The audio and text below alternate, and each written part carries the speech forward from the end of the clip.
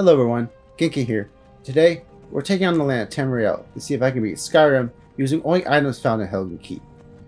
What this means is for this run, I am limited to either Imperial or Stormcloak armor, a weapon that will quickly get outclassed, and to make things a little harder, whatever potions I can find. Keys and quest items are allowed, followers are allowed, but I'll try not to use them until I feel like I need them. I am using the Switch version, so I have no mods.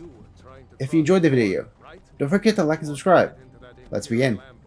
We chose an Orc as our race for the Berserker Rage ability, and the boosted heavy armor skill tree. When it came to Hadvar or Ralof, we had to choose Ralof, because this was the only way to get heavy armor in Helgen Keep.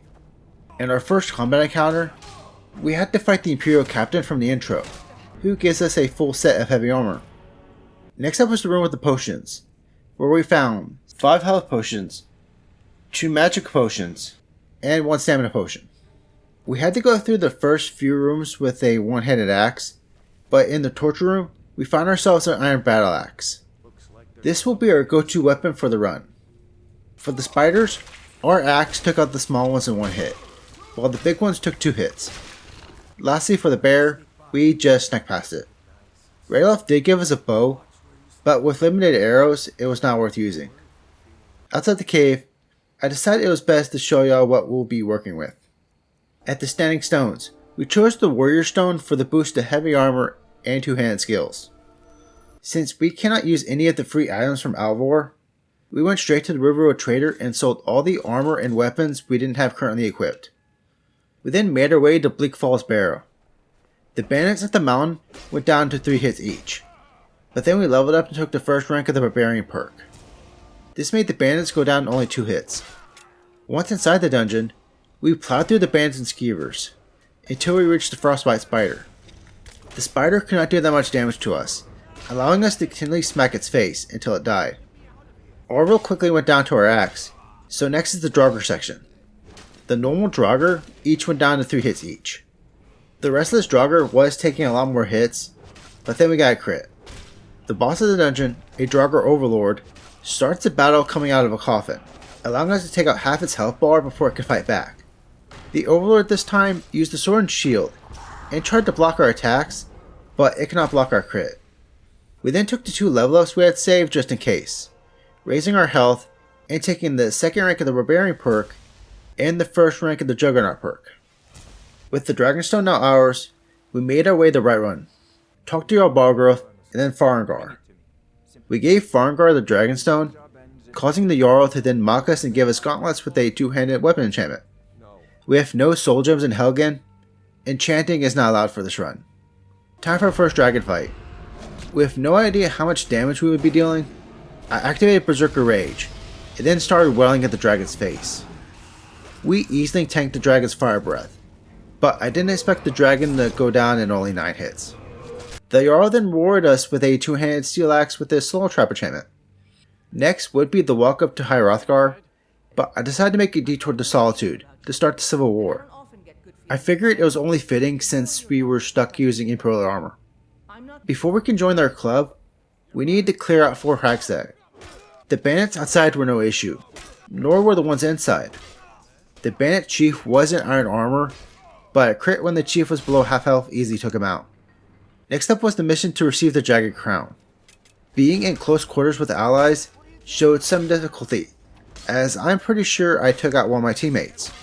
Inside the dungeon, I decided to go gung-ho and charge at the Stormcloaks, just to get overwhelmed and receive the first death of the run.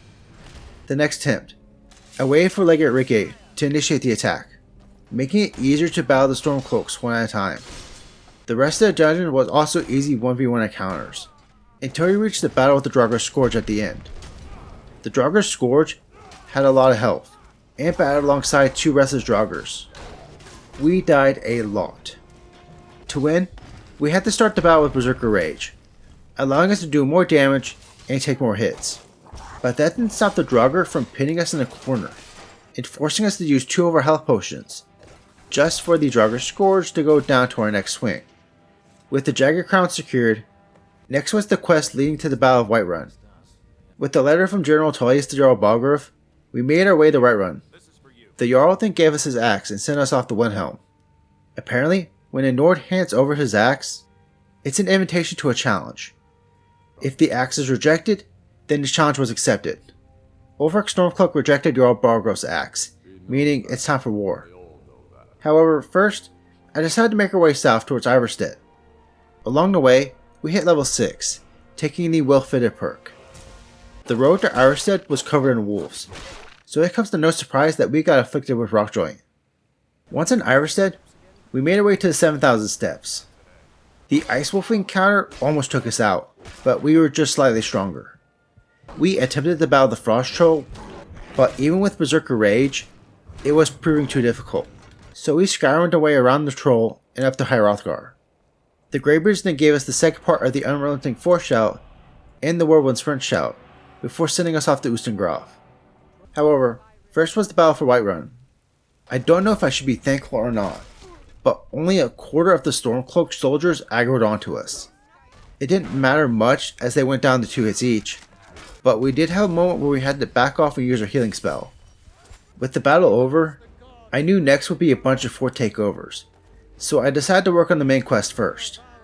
The entrance to Ustengrav was covered with mages, and going Unga Bunga was just not going to cut it. I attempted the battle using Berserker Rage. However, on one attempt, I forgot to switch from Whirlwind Sprint, which teleported us straight to the mages, so I just started swinging. With their robes providing no protection, the Necromancer and the Fire Mage went down to our barrage of swings. Though I was then left confused, as there were 3 mages, but we only took out 2 to empty the room. For the next room, we waited in the hallway and took out the Draugr and mages from the safety of the doorway, until there was only 2 left in the room. That gave us a level up, which we used to further increase our damage. From there, we made our way through the dungeon, making sure to pick up the Become Ethereal Shout before reaching the end of the dungeon, and not getting the horn of Jurgen Windcaller. Instead, we got a note. The note led us to Delphine. Delphine's first task for us was to take care of a dragon. We already had Windhelm on the map, so we teleported there, just to find Delphine was there too. We both then made our way to Kyne's Grove, where we watched the dragon get resurrected. I was not paying attention, so by the time we began the fight, the dragon had regained its scales. That didn't matter though, as Berserker Rage once again decimated the dragon. Following this would be the infiltration of the Thalmor Embassy, but I feel it's now time to continue the Civil War. First was regaining the Pale. At the camp, the Legate gave us the mission to steal some orders from a Stormcloak courier.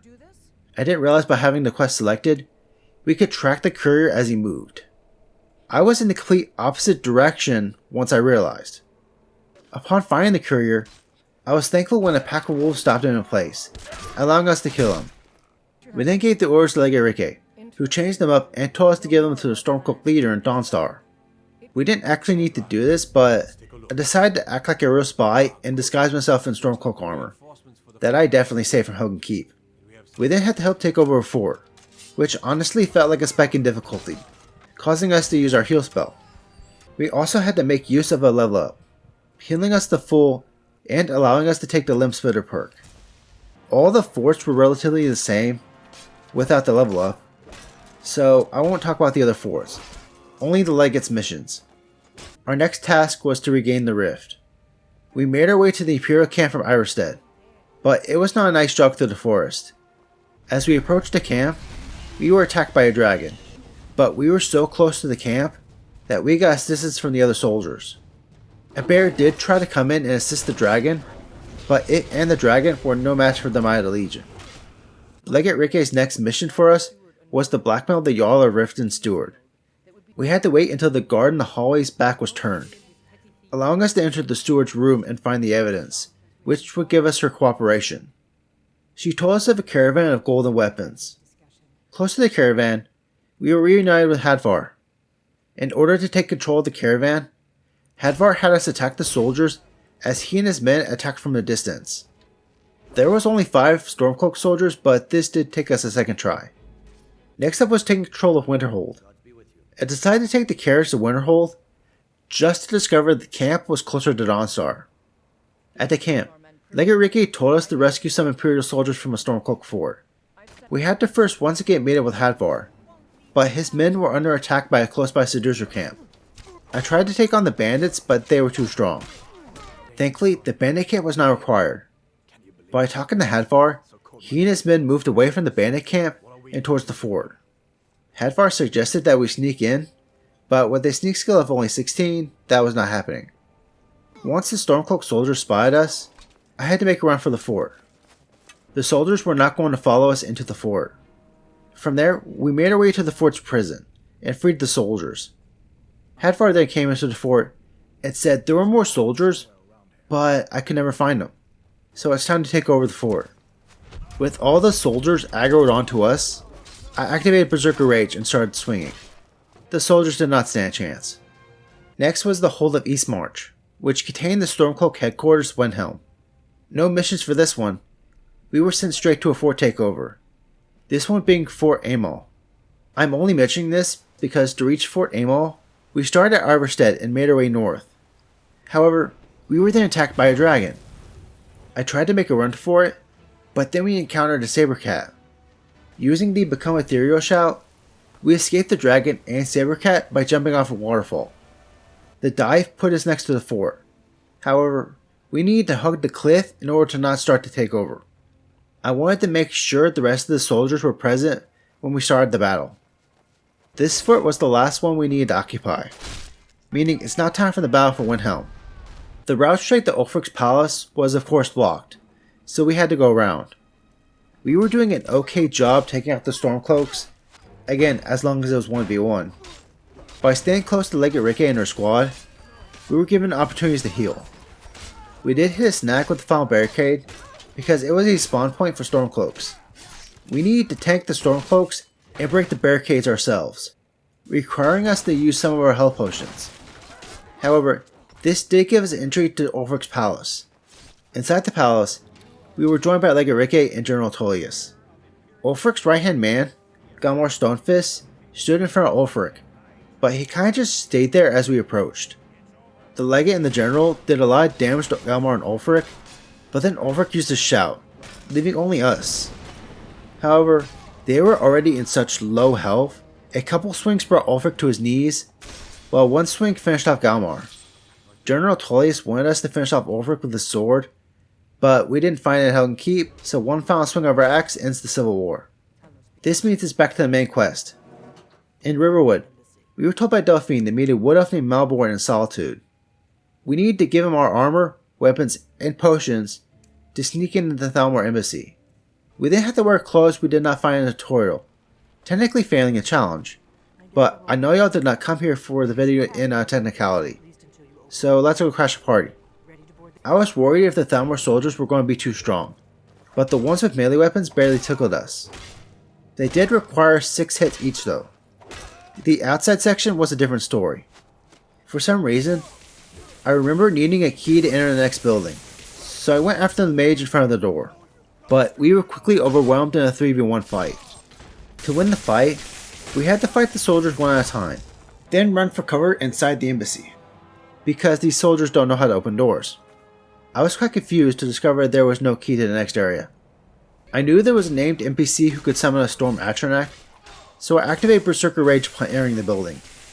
The mage never summoned the Atronach, because he went down in 2 swings. In the interrogation room, I wanted to sneak down, but the Thalmor who was downstairs quickly aggroed onto us, going up the stairs to attack us. I tried to position myself in order to save Malborn, but as we were preoccupied with one soldier, the second one took out Malborn. We can now return to Riverwood to inform Delphine that Thalmor were in search of a man named Esbern, who was hiding in the rift and ratways. The couple of Thalmor we encountered were no issue. The ratways though still took me like 20 minutes because I got lost. Esbern is a mage, so while there was more Thalmor on the trip out of the ratway, it was easier than the trip going in. Back in Riverwood, Esbern informed us of Alduin's wall in Skyhaven Temple. It was located a little distance outside Markarth. On the way there, we were attacked by a blood dragon. Because of the unstable ground, the dragon refused to land. To reach the cave where the temple was located, we had to pass through a Forsworn camp, but with the Forsworn occupied by the dragon, we rushed our way in. Delphine and Esbern though did not follow us in. Thankfully, we were strong enough to take on the Forsworn inside the cave by ourselves. Their strongest fighter, a Briarheart, only needed 4 hits to go down.